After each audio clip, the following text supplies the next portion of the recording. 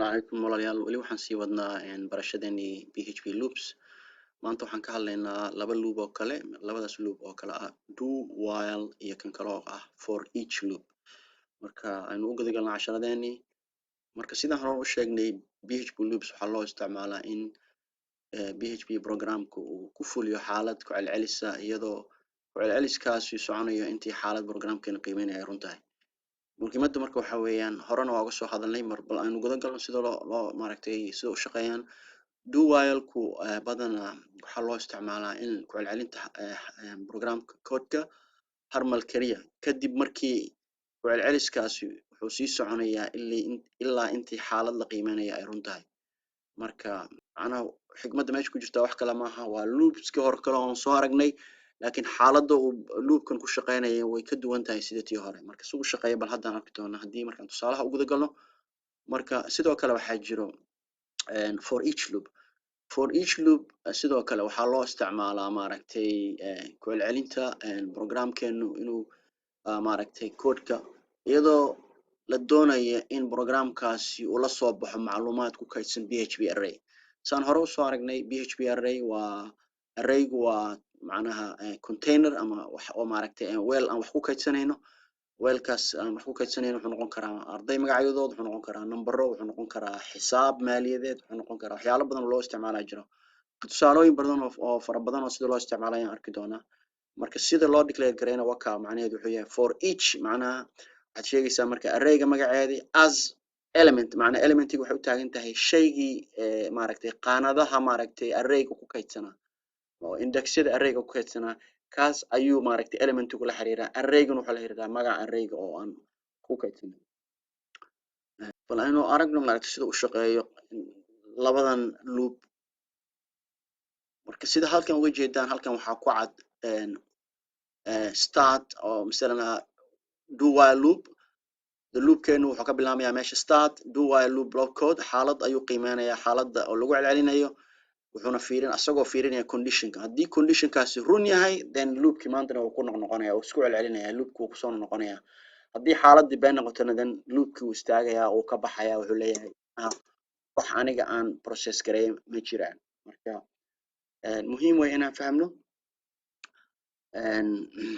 sidoo kale haddaan rabno inaan fahno for each array loop tusaale haddaan kasoo qaadano halkan waxaad uga jeedaan maaragtay weel aan wax ku kaydsanayno oo array elements ah waxaa ku jira magacyo cabdi cali faarax maxamed caasho faadumo marka kasoo qaad loopkeenu markuu for each uu galayo uu leeyahay array wuxuu magacaabayaa array elementiga macnaha arrayga magaceeda misana hadda kan arraygan aan dhahno magacyo arday wey kasoo qaad marka meesha wax ka bilaabaya koo waa halkan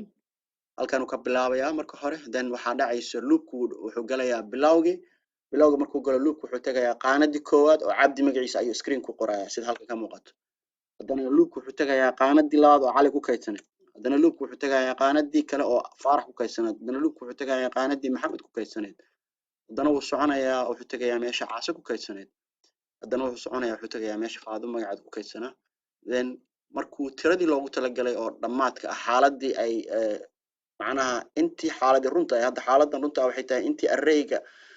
magacyada ku jiro dhan aan kala soo baxayno markay xaaladii ugu dambeysay la gaaro faado dhinaceeda la gaaro then loopku ka baxaya meesha marka muhiim way inaad fahamtaan waxaasoo dhan waxaa weeyaan inaan tusaale maaragtay sida ugu fiican oo maaragtay loo fahmi karo maaragtay sharaxaadda loopka marka waa muhiim hadda waxaan arkaynaa programyadii say u shaqeeyaan insha allah markaasaan guda galaynaa haddii ilaahay aan u guda galno tusaalayaasheena program yar oo aan ku qiimeynayno maaragtay do while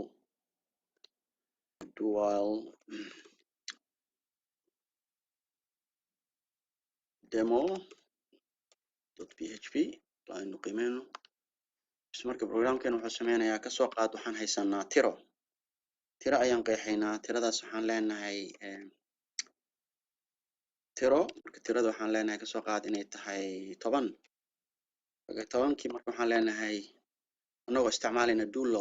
do while saan u isticmaali karnaa marka do while aan leedahay marka waxaad leedahay do ku celceli ilaa marka waxa aynu sameynayno oo programkeena aan doonayno inuu ku celino maxay tahay inuu ku qoro tirada waxa ay tahay tiradu waa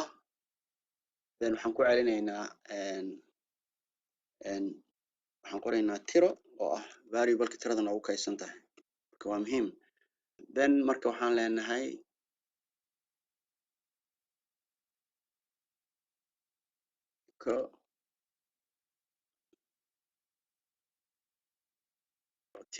tirada waa kasoo qaad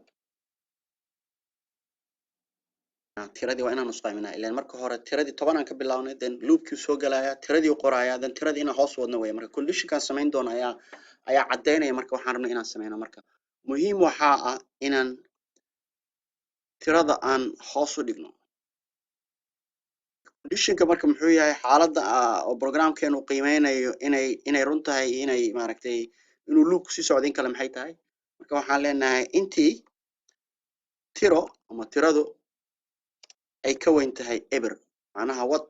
ku celceli intay tiradeenu eber ka weyn tahay 10 aan ka bilaabayna then waxaan qoraynaa 10 9 8 ma fahamtay marka saas u soconaysa tirada marka muhiimadu waxay tahay conditionka aan qiimeynayna oo while loopkeenu qiimeynayo waa kan ah uu leeyahay do ku celceli tiradu waa tiro ilaa tiradu ay ka weyn tahay tirada aan haysanaa ay ka weyn tahay eber 10 aan ka bilaabnay waxaan soconaynaa hoos aan soconaynaa ilaa eber ka weyn tahay marka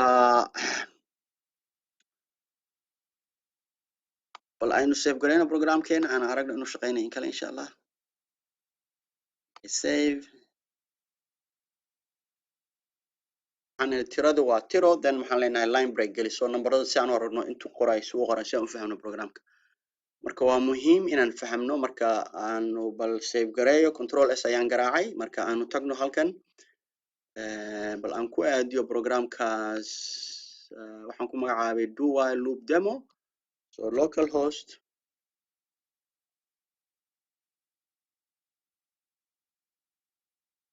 do while loop demo.php okay wuxuu leeyahay waxbaa jira halkan marka wuxuu leeyahay line 8 there's a problem in line 8 what is the problem in the line 8 so waxaan dhihi karnaa halkan destination rule-kii aan isticmaalayna aan hore usoo baranay aan save gareeyo aan program ku celino aan aragno marka soo noqdo so halkan uga jeedaan yani programkeena wuxuu sameynaya wax kale ma aha saad u jeedaan haddaan isbarbar dhigo tiradan ku bilaabna waa 10 halkan waa 10 tiradan 10 waxaan ku kaydinay tiro marka waxaan niri noogu celceli echo tiradu waa waxa lagu celcelinaya maxay tahay tiradu waa tiro then waxaa noo raacaysaa labadan dhibcooda u jeedaan waa concatenation rule-kii aan ku soo barnay casharadeenii hore concatenationka xigmadiisuna wax kale ma aha concatenationka markuu wuxuu ku anfacayaa inaad maaragtay aad isku dhadhajiso tirada si programkaaga aad display ugu samayso marka waxaan niri tiradu waa tiradu maxay tahay marka ugu horeysa waa 10 haddana loopkii ku noqonaya tiradii hoos u soconaysaa waataan hoos ku magacaabnay tiro minus oo ah waxaan isticmaalaynaa decrement maaragtay variablekii aan hore u soo baranay casharadeenii hore tiro hoos u dhig wey macnaha haddana uu ku noqonayaa loopka wuxuu leeyahay tiradu waa 9 haddana uu ku noqonayaa tiradu waa hadda meeshan u jeedaa inay tirada hoos kaga jirto uma jeedaan haddaan xoogaa bas kan xoogaa yara sikina maaragtay oon control s taabto aan refresh ku sameeyo tiradu ay sikanaysaa soo ma jeedid marka wax kale ma aha marka hore 10 ka bilaabay 10kii qoraya haddana loopkii galaya 9 qoraya haddana loopkii galaya 8 qoraya haddana loopkii galaya 7 qoraya haddana 6 ilaa laga gaaro maaragtay 1 marka xigmadda meesha ku jirtana wax kale ma aha annaga programka condition u sameeyno waxaan niri ka bilaab tiro oo ah 10 xaaladda runta oo programkeenu qiimeynayo si wax ugu celceliyo waxay tahay in tirada annaga aan horey u carabaabnay oo ahayd 10 ay ka sareyso eber macnaheedu waa hoos u soco ilaa eber ay ka sareyso marka intii laga gaaro 1 oo aad tirada ugu hooseyso because eber wixii ka sareeyaan eber wixii ka sareeyaan mise 1 ilaa 10 weeyaan uu ku celcelinaya programkeena dii ilaahay marka waxaan filayaa in programka maaragtay do while uu si maarayna fahamkiisu xoogaa idin sahlana insha Allah haddii wax su'aal qabtaan isu gudbinaysa insha Allah wala fiirinayna haddana waxaan galeynaa loopka kale aan fiirinayna saan u sameynaa insha Allah tusaaleynayna maaragtay programkeena loopki for each loop marka waxaan sameynaynaa tusaale marka waxaan leenahay for each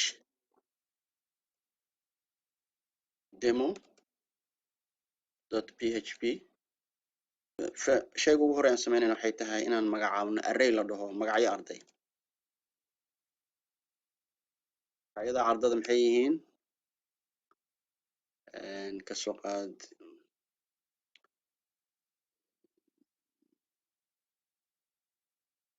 cabdi cali caasho faarax jaamac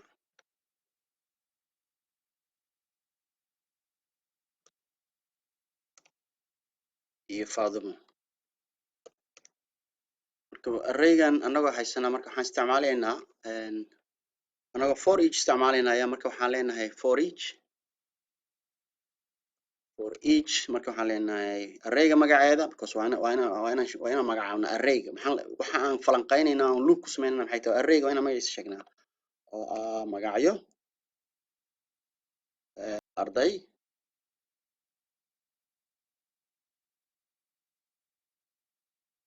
marka waxaan leenahay magacyo arday then waxaan leenahay as magacyo arday as magac aan declare garaynayna variable ayaan dynamically u generate garaynaa oo la dhaho magac oo ah kaan u isticmaali doono maaragtay inaan meesha ku qorno marka waxaan leenahay halkan aan ku qoraynaa waxaan leenahay echo marka waxaan leenahay kani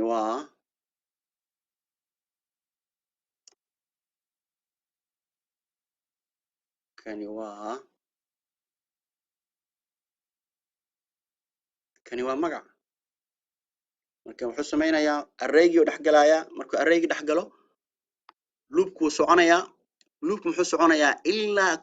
elementiga arrayga ku jiro oo ah cabdi cali caasho faarax jaamac uu ku celcelinayaa ansab wuxuu noogu qorayaa screenka annagaa leenahay for each anagoo isticmaalayna waxaan leenahay soo qaba arraydan oo waxyaalaha magacyada ku kaydsan uu ka mid yahay cabdi cali caasho mid walba sabuurada noogu qor macnaha ama screenka noogu qor then marka programku wuxuu qorayaa marka ugu horeysa wuxuu leeyahay kani waa cabdi then kani waa cali kani waa caasho kani waa faarax marka aan aragno tusaalaha maaragtay waxaan ilowna halkaa semicolon halkan waxaan ilowna sidoo kale iyadana sidoo kale semicolon marka aynu dhahno control s waa save gareeyay marka hadda waxaan sameynaynaa bes waxaan tegaynaa website-kii tookada marka waxaan leenahay waxaad noo qortaa waxaa ii qortaa for each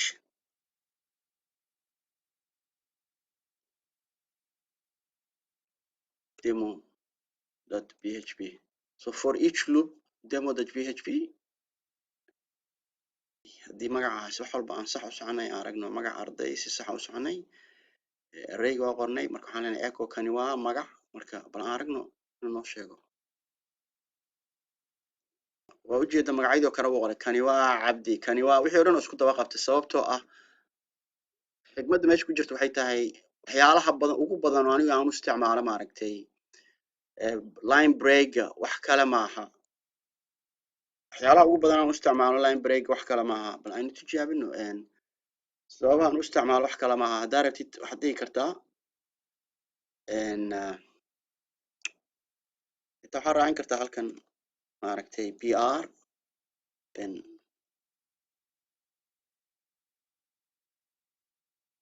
bal aynu tijaabino bal hadda haddaan fiiriyo waxaa haddii wax walba okay noqdaan line ayuu noogu qori doonaa aan ujeedaan se usoo baxday just annagoo ku darnay keliya br kaas keliya meesha ku qoran waxayna siisay fursad ah inaan magac kasta line gooni u sameynaan dhahno kani waa cabdi kani waa cali kani waa caasho kani waa faarax kani waa jaamac kani waa faadimo marka way sahlan tahay marka macnaha saasaa marka waa sida loo isticmaalo for each arrayga magaciisa soo qabanaysa oo ah magacyo arday bay waxaa leedahay waxaad igu save garaysaa element kastoo ka mid ah arrayga magac ama variable-ka halkan aad ku declare garaynayso magacan halkan igu save garay aad leedahay then magaceed qaadanaysaa aad leedahay kani waa cabdi kani waa cali kani waa caasho kaas weeye kan marka dynamically marka waxyaalaha bracketka aan u gelin halkan wax kale ma xigmadda meesha ku jirto waxay tahay variable-kan waa variable dynamic ah oo mar walba magaciisa isbedelaya waa muhiim inaad intaas fahamtaan marka I hope waxaan rajeynayaa ina maaragtay aad ila fahamteen oo maaragtay sida ugu sahlan aan igu sharxay marka insha Allah waxaan isku arki doonaa casharada soo socda.